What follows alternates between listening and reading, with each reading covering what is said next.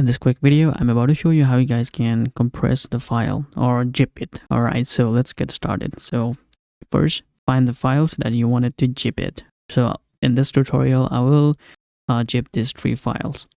And it's really simple. So select these 3 files or whatever files you wanted to zip and just simply right click and you will see there is a compressed zip.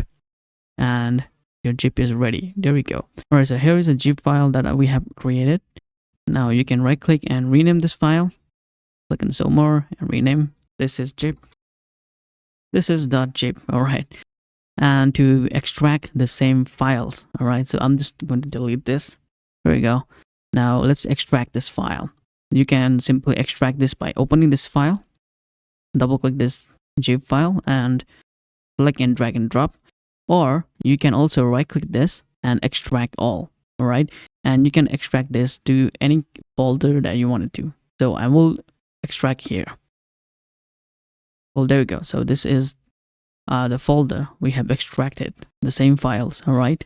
So we can see that it's so simple to zip the files and extract it. Well, this is how you guys can zip the file on Windows 11. Easy. So thanks so much for watching. See you guys in the next video. Peace.